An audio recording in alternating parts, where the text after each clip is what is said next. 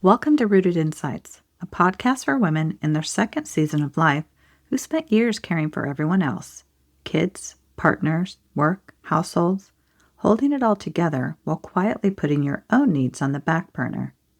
If you now find yourself wondering, what's next for me? What do I really want for my life now?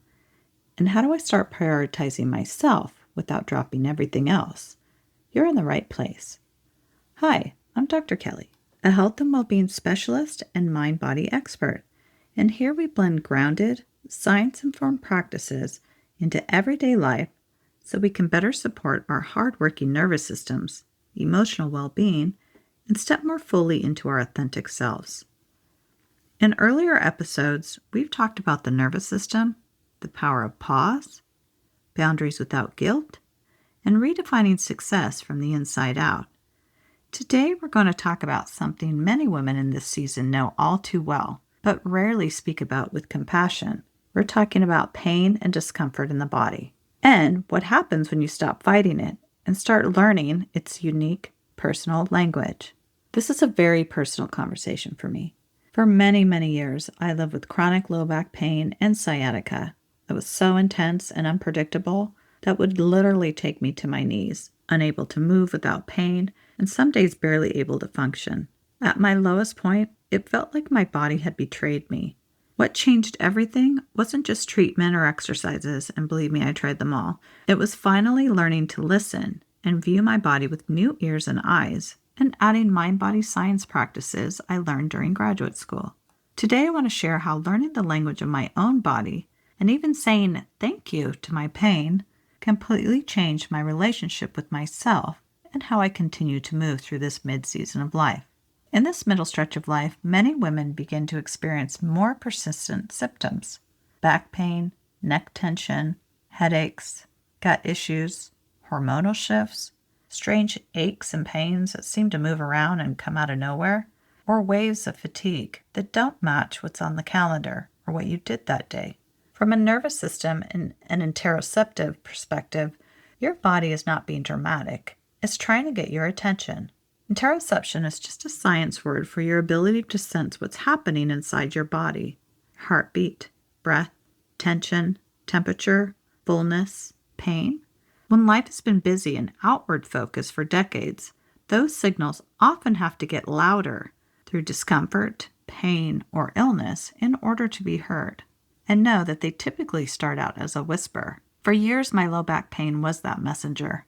I saw it as the enemy, something to push through, ignore, or numb, so I could just keep going. It wasn't until I began working more deeply with body-based practices like the meridians in Chinese medicine, IBMT, which is Integrative Body-Mind Technique, neurolinguistic programming, Ayurveda, somatic yoga, and many other energy modalities, that something shifted for me. It was through these modalities and techniques and my never-ending quest to fix my situation and my back that I learned that truly listening to my own body and regularly communicating with her was more powerful than all those things combined. It was then that I suddenly realized, oh, this pain is not random. It's a language. It's how my physical body is communicating with me. It's my body saying, something here is too much or not enough, or please pay attention to me. In this season of life, your body is often the one telling the truth first, giving you gentle nudges or hints that what you're doing is not sustainable or no longer in your shared best interest for optimal health and well-being.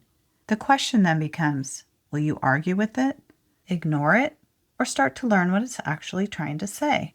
One powerful method I had the honor of training in with the founder, Dr. Yin Tang, was Integrative Body-Mind Training, or IBMT for short. It's a mindfulness-based practice that grew out of Eastern traditions and modern neuroscience. Unlike techniques that emphasize strong effort or forcing the mind to be quiet, IBMT and others like it invite a state of restful alertness, where you're guided to notice your breath, your body, and your inner experience with a relaxed, open awareness and no judgment. Dr. Tang is a respected researcher and professor, and has published many studies showing the effectiveness of IBMT and other similar protocols. He found that even a brief practice such as these can improve attention and self-regulation, shift both brain activity and autonomic nervous system activity, which includes heart rate variability and breathing patterns. They also support a more balanced body-mind state, which is exactly what many of us are craving in this season. Now, you don't have to go out and study IBMT. You can adopt the foundation of what it teaches by learning to bring greater awareness and attention to your body, both from the inside and out. When you pair an integrated body awareness practice with interoception, which is mindful, curious sensing of inner signals, you're essentially building a new kind of two-way communication system between your brain and your body. Instead of only sending commands down, keep going, push through, don't stop, you start receiving information up, like this is too much, I need rest, I need movement, I need a nap, I need a walk, I just need a little bit of quiet, I need some water, I need some nourishment, or I need a better boundary. That's what allowed me to relate to my back pain differently. Instead of, why won't you just stop hurting me and fix yourself already? It became, what are you trying to show me? Where am I out of alignment with how I'm living, moving, or holding everything? Now, it didn't make the pain fun or necessarily take it away, but it stopped making it the enemy, and that was an important part of the healing journey. I want to share a little more about that season of low back pain, because I know some of you are living with your own version of it right now. For years, my pattern was push through, override, take care of everyone else, and just get things done because I believed I had to or because I could.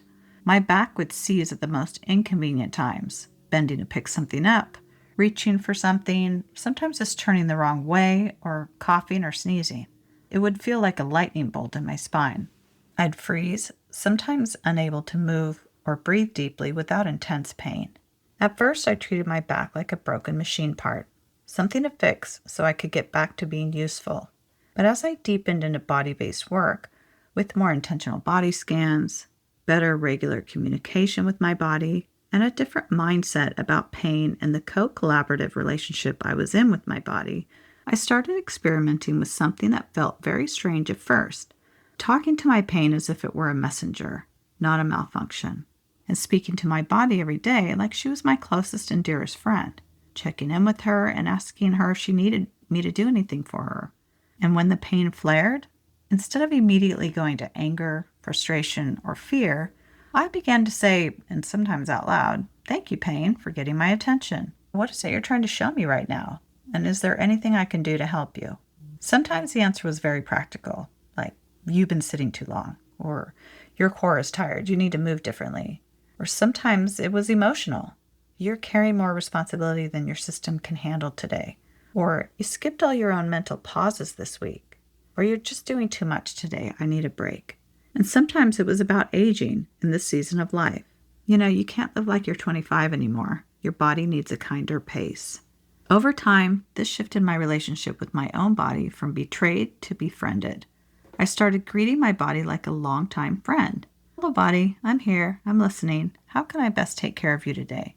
There's a sweet line from Thich Nhat Hanh that goes, "Breathing in, I know I have a body. Breathing out, I am home." And this phrase became very real for me. The pain certainly didn't vanish overnight, but it stopped feeling like an enemy. It became a guidance system, one I still listen to every single day. Let's ground this in something you can try. You can do a short version right now, or just listen along as I run through the exercise. And then you can explore a longer version later on when you have more space and time. I call it the body scan. Thank you, pain. So if it's safe to do so, you might close your eyes as I run through this or soften your gaze. But note that this is a more quickened version than you would ideally want to try on your own. So you want to settle and breathe into your space. Feel your feet on the floor or your body supported lying in bed if it's more comfortable for you.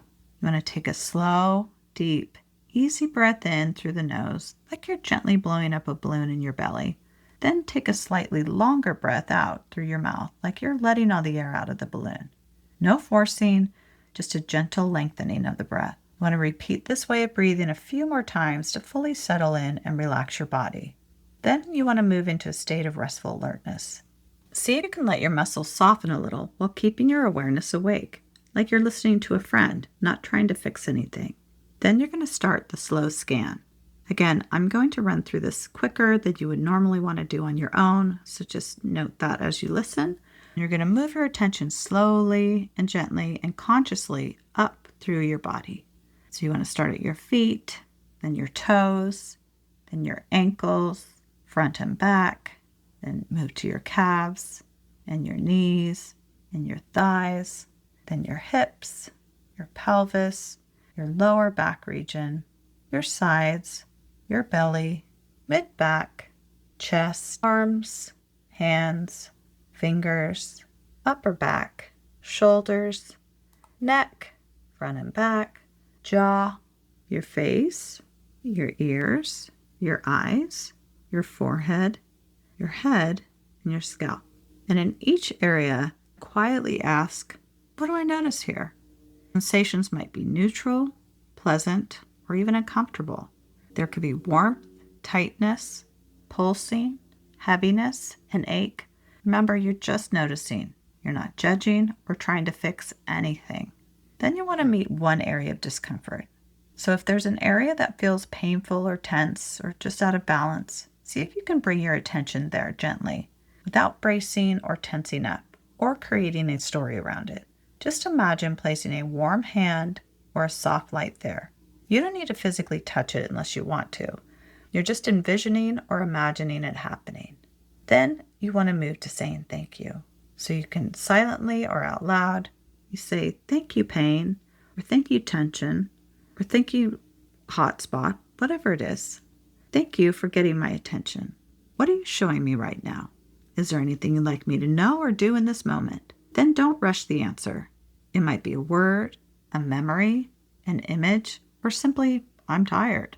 Just trust your first impression and try not to judge or correct it. If nothing comes to you after waiting a moment, just trust that you'll receive some type of message or response to your question when the time is right. Or you could also pose the additional question, if I knew why this area was getting my attention with this discomfort, pain, illness, or whatever, what would that reason be? Then again, leave it and trust the answer will come. Then you want to close this exercise, the scanning exercise, with kindness. You end by saying something like, okay, body, pain, tension, or whatever, I hear you. I may not be able to fix everything today, but I'll do one small thing to support you.